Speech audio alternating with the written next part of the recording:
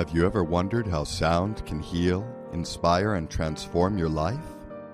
What if the vibrations around you could unlock your true potential and guide you to a deeper sense of harmony?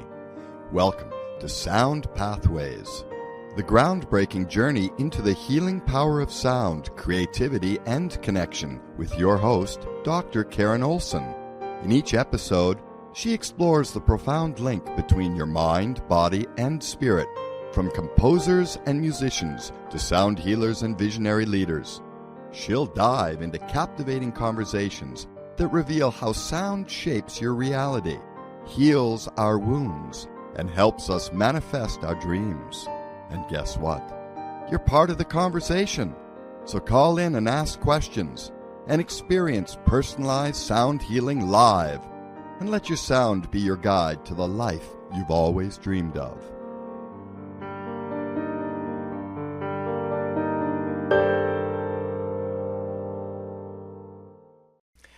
Hello. I want to thank you so much. I'm so honored to have you here with us on the first official Sound Pathways show.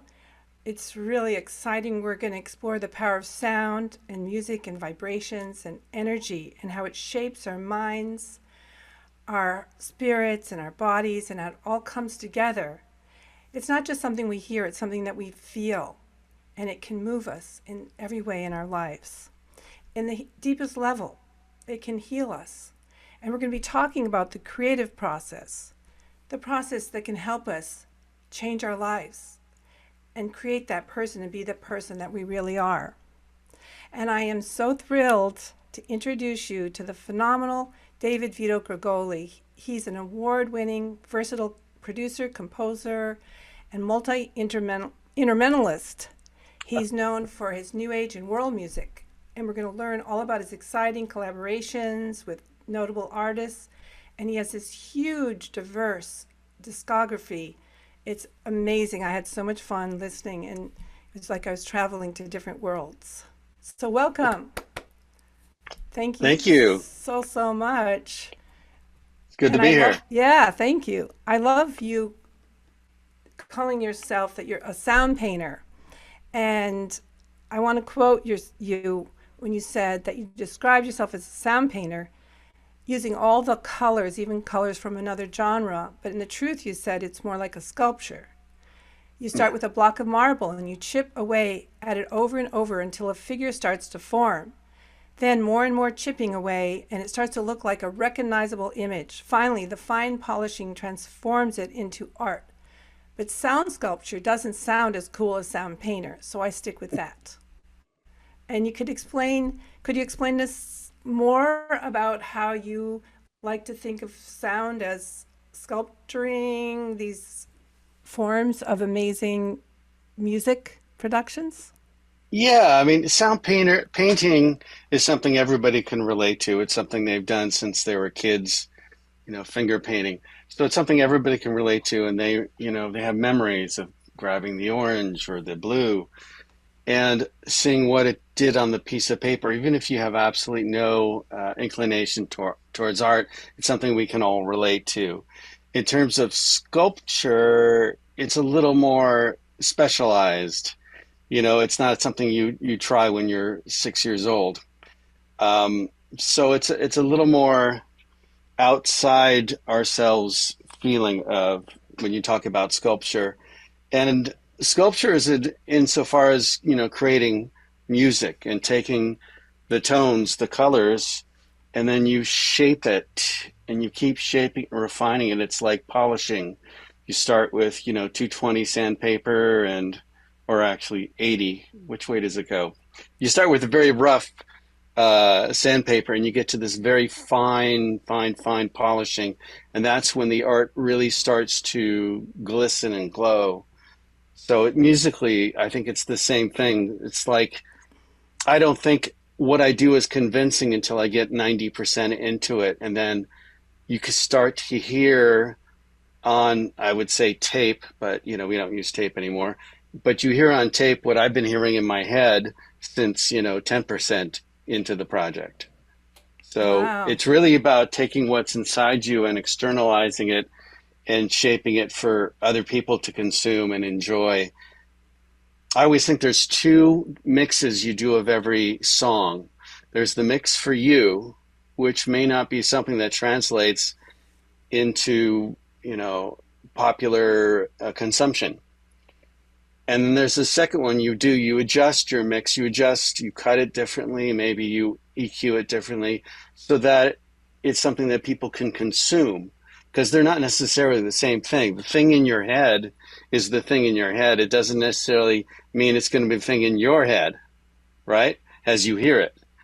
So, there's a variable in that. So that gets us to talking about how each of us inputs music in terms of what does it bring for us, what memories, what images, what feelings, especially. There are songs that are absolutely nonsense lyrically that everybody just relates to because of the mood of the piece, not necessarily the lyrics. So I digress. That is so cool. I'm wondering, since not everyone here is a musician and a composer and producer or a sculptor, that concept, it's so fascinating that you said at 10% you could see the rest and where it's going. So I'm wondering, because it's inside of you, I'm wondering how that could relate to us in our lives when we might just have an inkling of 10% of where we want to be, our dream life or dream person, and we have all that to chisel away, which is what I think sound Yeah. healing and energy work is all about.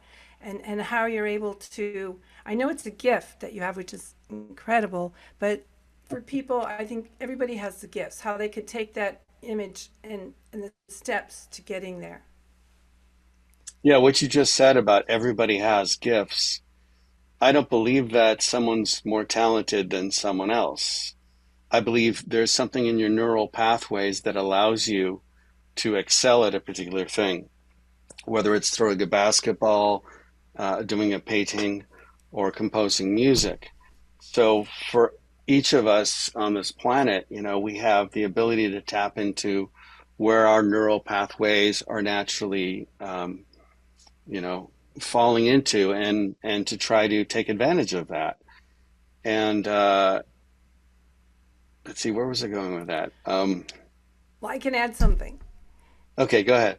So if you know me at all, you know that I'm into energy and dreams and changing. And one of the big things that I love so much about music is that it's vibrations and it goes to our subconscious mind, that level where we have the feelings, those memories, the ones that weren't so good because somehow we remember those the most for some reason from when we were a kid and we maybe labeled ourselves as being this way, and then we have to repeat that through our lives.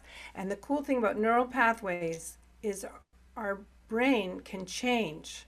So if we repeatedly think in a new way, and then we're going to live in a new way. So it's just having the vision and then taking the steps and repeating them, and then we're able to do it. And it's amazing, Exactly. isn't it? Yeah. Wow. I mean, So yeah. Malcolm Gladwell talks about the 10,000 hours. Those Mm. are creating neural pathways by repeating, whether it's practicing an instrument or practicing, riding a bicycle. And, the old saying is you never forget how to ride a bicycle. That says something about our neural pathways, where they're accessible.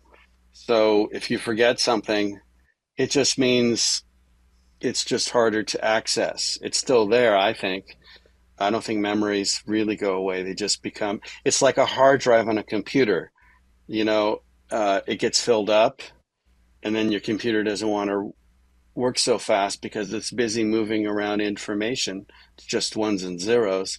So in the same way, our memory, the stuff that we have in our RAM, our, accessible memory becomes smaller because the hard drive is filled up. So people go, well, I'm 65 and I can't remember much. I forget things all the time. And I'm going, yeah, it's because your hard drive's full, you know? And that's the best time to do the music, or even listening to pieces from when you're younger and your brain rewires. And even if you don't have that many hours, it still, habits can be formed. It's just the repetition, and to not be discouraged or overwhelmed to think, oh, I would never have that much time, but just small steps are really what it's about, I think. And I read that you were a real virtuoso on the guitar when you were younger, and then you decided to get training in classical music, and you had some real spiritual experiences that moved you over to the new age and world music, which is genres I love to live in because it's really so powerful. It has these images and it really takes you to other places. So I was wondering if what two or three musicians do you feel inspired you a lot when you're developing? You mean 20 or 30? Yes, many as you want to share. I think, for my generation, it's got to be the Beatles is the number one influence. They drove a path through the forest that we're all following and we're still following. I mean, the fact that they just won a Grammy, I don't know, 50 years after they were broken up is a testament to their living legacy. And, Ringo and Paul are still out there doing concerts in their 80s. Who had ever thought that was going to happen? Which Yeah. also says, hey, there's life after retirement for people. There's a lot of time to do the things you've always wanted to do. What is it? Grandma Moses didn't start painting till 75. Really? I love those Oh, stories. Oh, and yeah, Frank Lloyd Wright did some of his biggest works in his 80s, the architect. yeah, So, yeah. yeah, it's So our limits are the limits we have are the limits we put upon ourselves or that we interpret as circumstances putting upon us. And I was talking about, 10% of the sculpture, I start to get an idea of what it's going to be. But at the same time, all along the way, you're letting your creation become its own thing like you would raise a child. Don't play in the middle of the street, eat your vegetables, whatever, but they come out the way they come out. Do you have kids, right? Yeah. yeah, Yeah. yeah. So you know that. I Oh don't yeah, have kids, but I've watched other people have kids. yeah, And I was a kid, so I always give myself credit for that. yeah. But in the same way, your piece will want to be what it wants to be. And you can try to mold it like you do a child going through, different Mm. stages of their life, but it will be what it is. And there's a certain amount of letting go in that process. So I would say that the 10% I was talking about is something everybody can tap into in their own lives. If you don't know exactly what that thing is that you're moving towards, it's about keeping yourself open to the frequencies on so many levels of what's coming towards you and how you want to shape that as best you can, whether it's something artistic or something you're trying to manifest, a small business or anything, a relationship. I mean, it's all about having the intuition to interpret the small part that's coming to you so you can have an active role in creating it into something that you desire it to be. Does that Oh, make that's sense? beautiful. Yeah, it's awesome. And along those lines, it is finding that space, taking the time to be calm, and so you can hear what is coming in, which you're so brilliant at. Your work is really amazing. I felt like I went on this big journey around the world listening. Each track is its own little world, and it's just been amazing, really uplifting, very spiritual. And I'd love to hear more about. You worked with Ricky Cash. He's the three-time winner. It's Yeah, three, I five-time think. nominee, if I'm not mistaken. Yeah, your loose track is Three-time so winner. amazing. And Jim Kimo West and Lisa Coffey, and there was the two Jim projects that are recent. So they're all really different, but they're all very descriptive. They each one the tone colors, all the different instruments, and bringing in the different genres. Could you tell us about that process and some of your recent works that you release? You released one, and one's coming out Uh, soon. I'm kind of on a what do you call it, a train that has many compartments in it, and so I end up releasing something every 2 to 6 weeks Wow. because I'm working with so many different people, and it Wow. becomes, a bit of admin to try to keep the releases from bumping into each other That's because a nice problem. everybody I'm working with has their own, train going along too. So it's try to coordinate everything. But if I could back up to something that you said about that, there's a reason why I like to make my pieces to have a journey. Mm. Um, and it's similar to Ricky and Jim Gelser and Jim Kimo West. We all have a similar thing. Jim Kimo West's album that he won the Grammy for was Guitar Stories. Ricky, I don't know if he talks much about this, but he's a huge film buff. Mm. So he's tapped into that. Jim just scored a short film that's, I think, winning awards right now or getting nominated. And I grew up here in Hollywood, around Hollywood. My mother was in the business, my grandfather, my sister, my Wow. ex-wife. So I've been around drama my whole life, and I think that informs how I construct my pieces. It's like a film. You start here, you have your development, and then you have your resolution. So if it feels like you've been on a journey, then my job is done. In Oh, that sense. yes. I I wish we could hear some of your music right now, but you're on all the platforms, the Yes. streaming platforms, and you have your website, or what's the best way for people to, well, we're not done talking yet, but just I'd like Yeah, we can people just to be start able to out right find you. now. Yeah. My website is vitogregolimusic.com. And you're right.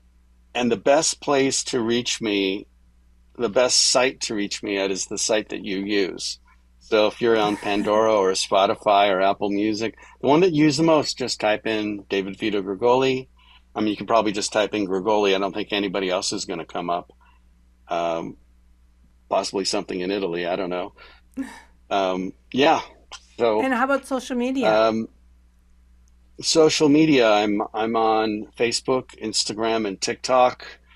I'm no longer on X for reasons that shall remain nameless, and I haven't quite started up on Blue Sky yet, but I plan on getting on there fairly And soon. just under your name. Yes. That's great.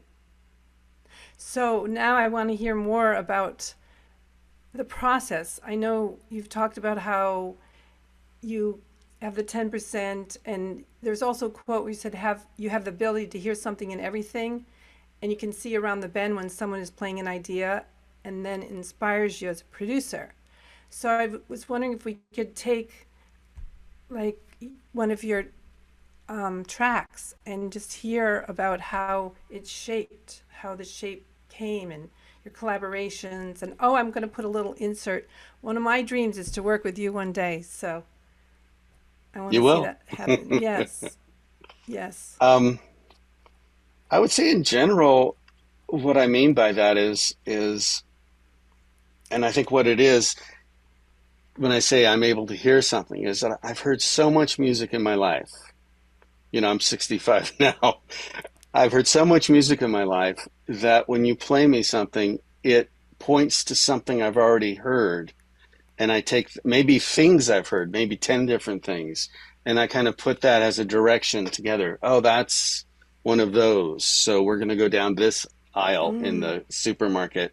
You don't go down the vegetable aisle to buy meat, so you want to make sure you're pointed in the right direction. And as you go, you discover more about the piece, what it's going to be, and you have, like I said, like you're guiding your child. You want it to be, okay, well, I want this to be an ambient track. I want this to be a pop track. I want this to be a reggae track. I did, with Lisa Coffey, I did the Bhagavad Gita as a rock opera a few years ago. It was a double album, so there's like Wow. 18 chances to go down different aisles of the supermarket. And that was fun. That is so cool.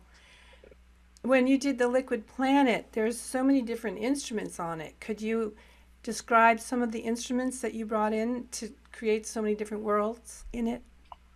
Well, that's interesting, and the same thing with Jim Gelser and with Jim Chemo Mm-hmm. West and Lisa Coffey. Each one brings their own influence into the project. And when I work with Ricky, um, like the first album we did, which is this album is based on, is Wild Monsoon, and that consisted of about half the tracks he sent me from India and half the tracks I sent him from here. Mm. Excuse me, and each of us gets to interpret what's coming to them in the way that you interpret it. So I hear this way, somebody else may hear it a different way, and that makes the individuality of the collaboration special. And with Ricky and I, we would throw things back very, very easily. There wasn't like, oh, I don't know about that. That's really, I want to go in a different direction. It was always very copacetic, very easy. And when I started working with Jim Chemo, it was kind of the same thing. And both situations, and Jim Gelser, who's in Canada, I'm dealing with, we send things. We're not in the same room creating. I think the only time Ricky and I were in the same room when we did Wild Monsoon was mixing, and he happened to be here for the Grammys. So we Mm. decided to mix at that time. Jim Chemo lives about 20 minutes from me, so there's really no excuse for us not to be working together. But because the flow of creativity works as the way it does, one of us will just noodling around on the guitar and we'll go, hey, this would be great for the Chemo Vito album. And same thing Wow. with Jim Gelser. We'll send each other ideas and we'll send them back. And each of us, the beautiful thing about collaboration is this: if I hand you something, you're going to take it and do something else with it. When you hand it back, it's something fresh for me. I've never heard it specifically like that. So I don't have my prejudices or preconceptions that I had when I handed it to you. So now it's coming back to me and I'm going, oh, wow, this is great. This is going a slightly different direction, but that's cool. Let's see. And you get excited about what they contributed. And then you work off that, and this goes back and forth a number of times. So, Wow. with Ricky's very genre informed, so he will pull in sounds from Asia, Southeast Asia. He'll pull things from India. He grew up with I think like those hard rock bands from the '90s. So Hmm. sometimes pulls in something edgy from there. Um, so when he and I are working together, it's liable to be just about anything because we're not restricted by norms in this particular genre of new age slash world slash ambient music. With Jim Chemo, it's a little more regimented because we're doing a specific fingerstyle guitar. But he plays a number of instruments. I play a number of instruments, and we pull out whatever instrument is suitable. Like I'm working on the last song for the new album on alto flute because that's what the song needed. That is so cool. So you play so many instruments. Could you just name some of them? Well, there's two sets. There's the ones I play well, the ones I play enough to get by to make a convincing color. Like I don't play flute like with an orchestra flautist. Hmm. I'm not going to be doing, Daphnis and Chloe by Ravel, but I can add a color with it. And that's what Hmm. I've always done is just to add the color. So I think, obviously I've been trained as a guitar player all my life, as a bass player. I started out on drums. I picked up keyboards in high school and flute in high school. And I really wanted to learn sitar. I still really want to learn sitar. It's a lifetime thing. And you start collecting instruments. You figure how does this go? It's like a race car driver can get into a Honda Civic or can get into Formula One. It doesn't matter. It's still a car. He just where's this gear shift? Where's the two pedals? Okay, I'm good to go. It's the same thing with a musical instrument. So when I get a new musical instrument, like I just got a Puerto Rican cuatro. Okay, so what's the tuning? let me get familiar with the chords, and then you just apply the musicality that you got from way back to this new instrument. Is that like So a guitar type it's a instrument? it's a five course kind of guitar instrument. It has not nickel, copper strings, Mm. brass strings. Sorry. So it's got a very bright tone. And if you ever have a chance to Google a quattro, C-U-A-R, no, C-U-A-T-R-O, Portuguese, because there's two kinds. There's a Portuguese and then there's a Venezuelan, I think.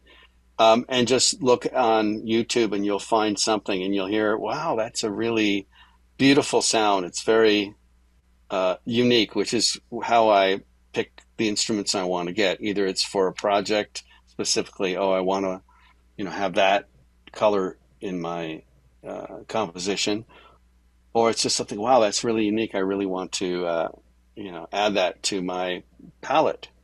Getting back to the painter thing. That is so cool. So projects take some go quickly and some takes a long time. What's the quickest and the longest that you've had in One your of the longest, projects? I think, has to be the first album with Ricky, which was Wild Monsoon. We met, I think, in 2012. And then we were at the ZMR Awards, which were at the time, the New Age Music Yeah, Awards. I won one of In those. Yeah. Oh, cool! Yeah. I was nominated, and Ricky was nominated in the same category. We were sitting together in the audience, and we kept elbowing each other. Oh, you're going to win! I bet you're going to win! And he kept saying the same thing to me. Neither of us won, but it got us to kind of laugh and think about, well, maybe we should do something together. So we started sending tracks across the world, literally. And then Ricky's next project, Winds of Samsara, with Walter Kellerman, Mm, won a Grammy. So all of a sudden, Ricky's life is like, you know, yeah. because in India, they take winning a Grammy as being a national event rather than for us, especially here in Hollywood. It's like, oh, you got a Grammy? Good. I got 12. There's a certain jaded quality. So Ricky's life changed. He got involved. He's always been involved in environmentalism, has, Yeah. and I have also had a great interest in that, and I really admire what he's accomplished. But he started working with the Indian government, with the UN, with Yes. other organizations, UNESCO, I think. Probably some things that Trump has cut. One of those agencies, but he's been deeply involved in activism and bringing healing music to people. That's been his latest On such a kind of. large scale, the audience is like 250,000 and they're not small. When I met him, he goes, "Yeah, I might convert part of my studio to a small space where I could do a few concerts." And now he's like, thousands and thousands of people all over the world. It's kind of really kind of cool to behold. Yeah, So no, anyway, so it took us a yeah. long time to get things done, and finally I kind of just pushed to say, "Hey, we've got a little window here. Let's release it," and we did, and it got very, very good reviews, and I think it's one of the best things I've ever worked on. Beautiful. And Yeah. similarly with Jim Chemo, effortless. He's the sweetest guy. He's the easiest to get along with, and he has a real curiosity about what somebody else is doing. So if I do something, he'll immediately pivot off that. Same here. Um, on the new album that we're working on, he wrote a bridge to a song that was so beautiful. I kind of said, I'm just going to take this whole slice of the song and put it in another song and build a song around it because it was just so Mm. stunning to me. So we have that reaction with each other. And I think, you know, get back to Ricky for a sec. He has this saying, the reason I do what I do is because I always work with people who are better than me, which is a little bit of humility, but it's also true. Jim Chemo is a better fingerstyle guitarist than I am. I'm a better bass player than he is, or la la la, whatever. It goes back and forth. So, you have to be a little bit in love with what somebody does in order for them to be a good collaborator. Same thing with Jim Gelser. He and I have different skills, but we have a lot of overlap. He's a percussionist, but he's also a composer. He also plays other instruments. Um, so I'm just really having a lot of fun, collaborating. My I love partner was that. asking me, when am I going to do an album with just me? And I'm going, I'm having too much fun working with other people right now. So I'm in no rush. But I've And that, got yeah, projects up here that are, some of them which are already recorded and eventually will see the light of day. that is amazing. And when you're talking, I'm thinking about how that's life, relationships in all areas of our life, that Yeah, we have the strengths and the weaknesses, and hopefully we do aspire to be around people that inspire us and move on from people that are not bringing out our best, and that it's fun. exactly. Yeah, it's so much of music is a metaphor for life, and so much of life is a metaphor for music. So, Yeah, gosh, I love talking to you. It's really beautiful that you shared with us your time and all your inspiration, and everybody has to listen and just take time to be on a journey and get lifted up and carried around the world. It's amazing. Amazing. Well, thank you. thank you.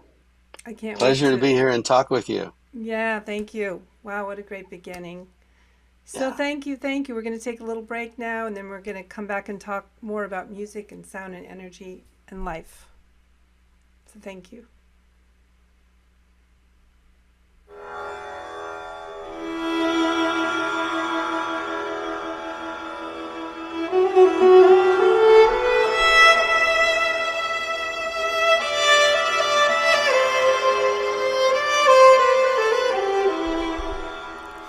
Are you ready to elevate your energy and awaken your dreams to their fullest potential?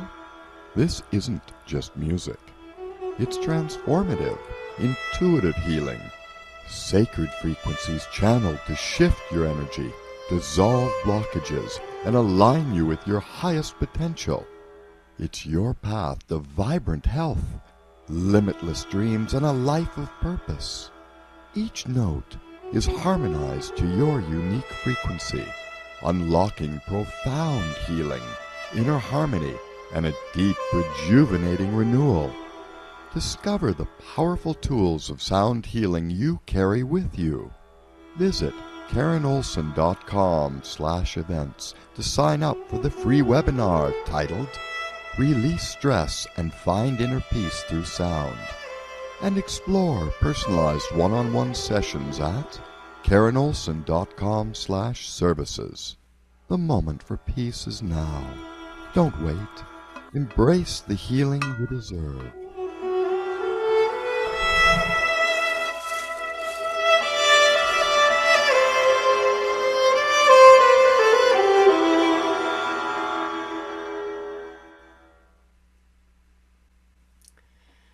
Hello.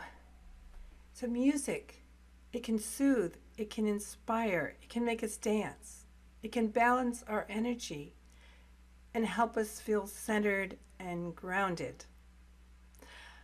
I'd like to invite you to relax, get comfortable, and if you'd like, close your eyes and take a deep breath in through your nose. Hold it, release it through your mouth with a sigh, and pause, and do that again. And continue, and then breathe normally. Listen to these vibrations and feel them inside of you, because you're an instrument.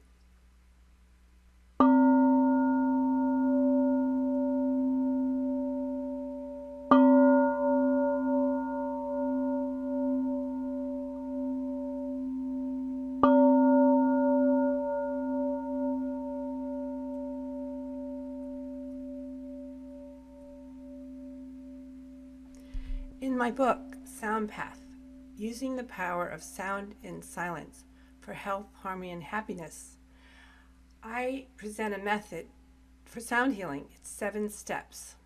It has the acronym STRINGS: surrender, trust, reflect, inspiration, new ways, gratitude, and serenity. And it's also kind of based around the 7 chakras. I'm not sure if you're familiar with chakras. It's a system from Eastern cultures that helps us think about themes and the energies that are created.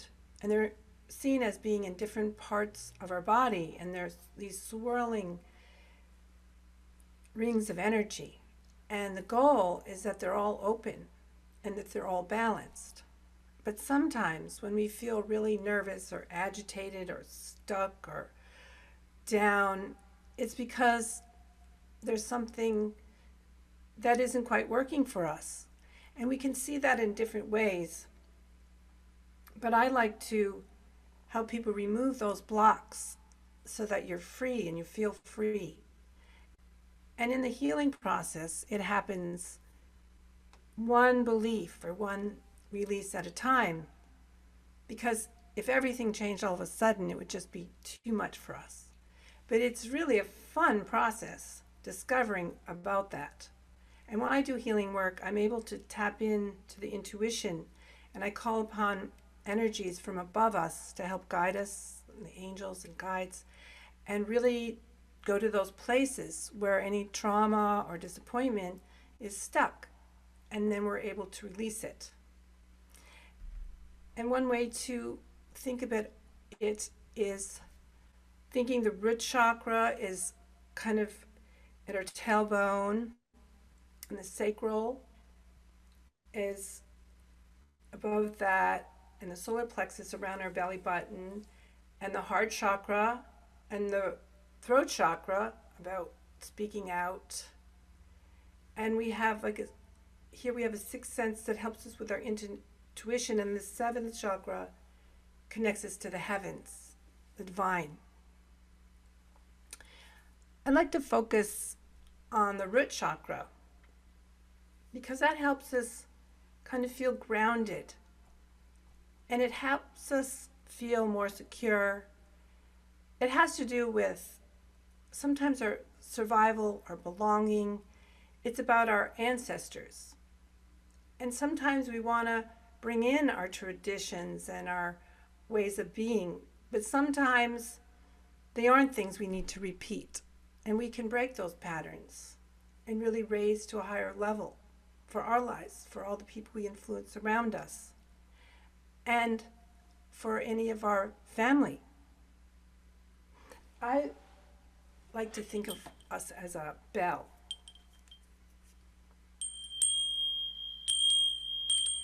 And when the bell's free, it rings how it's meant to ring. But if there's something in the way, it can't really ring. So one of the goals is just to clean it off so that it's always able to ring. Oops, and we're always able to sing and be who we are. So to be able to release anxious thoughts or any fear-based things that we just sometimes hold on to, they're just patterns and we don't need them. We can realize that we don't even have to have them. But the first step is to realize them so that we can feel balanced and present and deeply connected to our lives and our life purpose. So as we're doing that, I love to have all my toys, my sound healing things. I have this beautiful drum that was made for me by someone in Minnesota where I grew up. It's a deer skin. This is called a buffalo drum.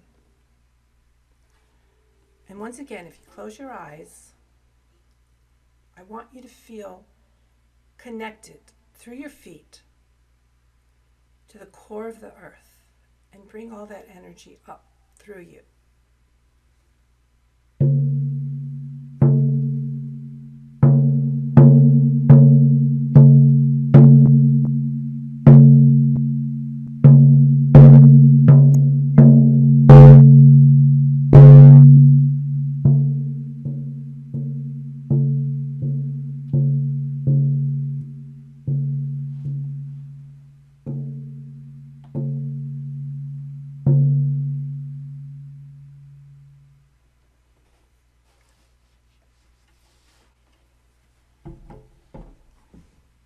feel anything that's blocking you from ringing and singing. It's like dust that's collected that we don't need. Feel it just releasing.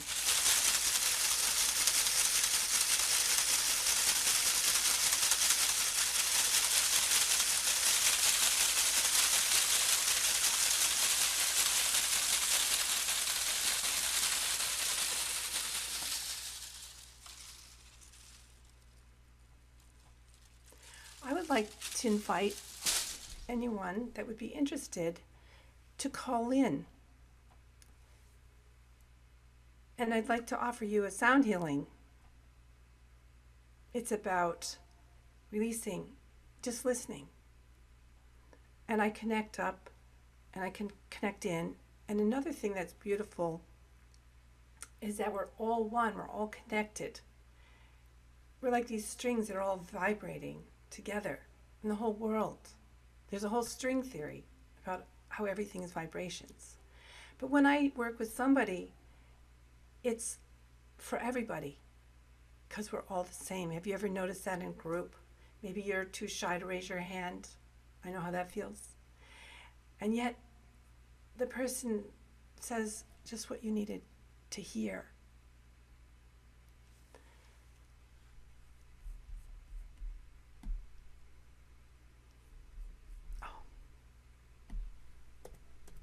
So, let me see. I would like to do a sound healing for someone, Rachel Schenker. She wanted me to use her name. She was sharing with me that she wasn't able to be here right now, but it's also interesting that time is one.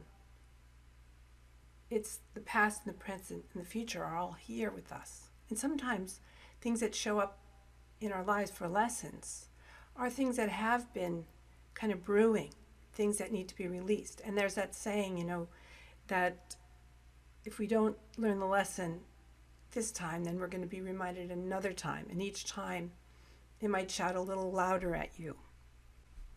Or I don't know how karma would fit into that. But anyways, now is a great time. So she struggles with the feeling of being overwhelmed by all the negativity that's in the world and all the struggle.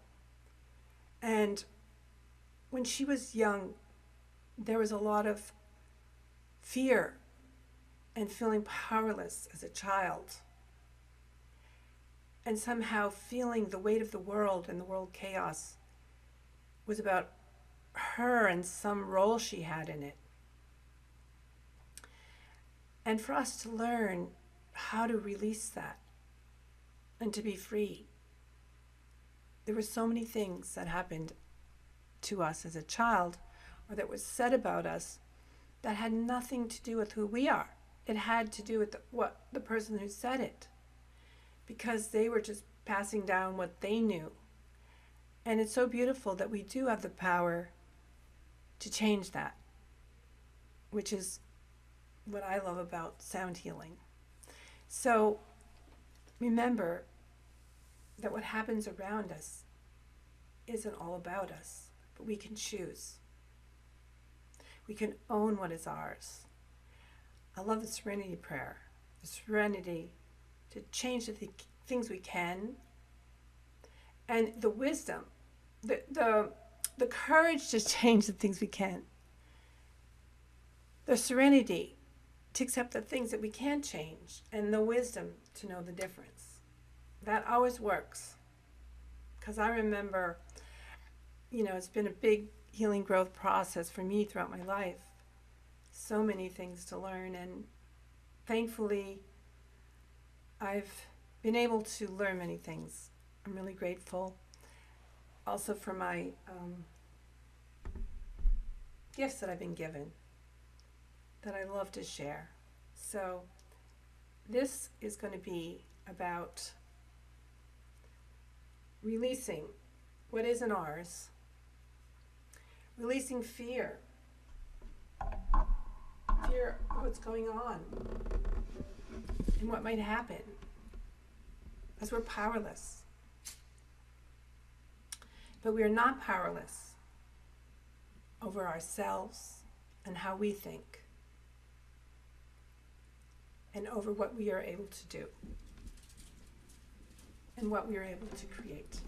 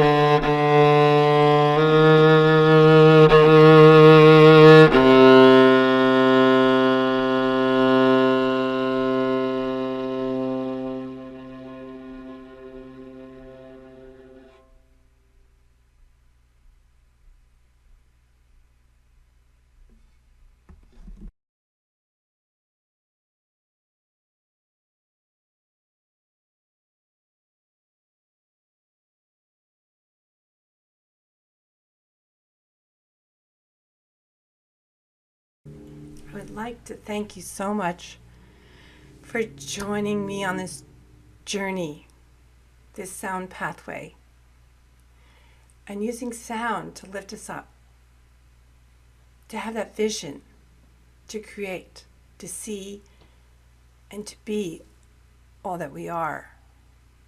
To create, to take that 10% and see where it can go. To make these habits, new habits, because we don't have to stay stuck and we don't have to feel bad. We can be happy. I'm sure you are happy. I don't mean to think that everybody's so sad. I'm just saying if something might come up that you don't really want, there is something you can do about it. And I'd love to do that more. Thank you.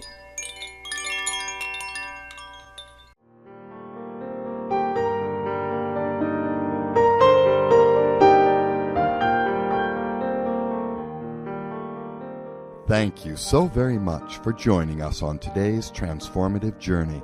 We're honored to have shared this space with you, and we hope you're feeling inspired and aligned with your highest self. For more insights, resources, and to continue your path of healing, be sure to visit KarenOlson.com, your gateway to deeper sound healing, music, and wisdom. Remember, Sound Pathways is here every other Wednesday at 9 p.m. Eastern, 6 p.m. Pacific on BBS Radio TV, Station 1. Until next time, stay aligned, stay inspired, and let the magic of sound guide you.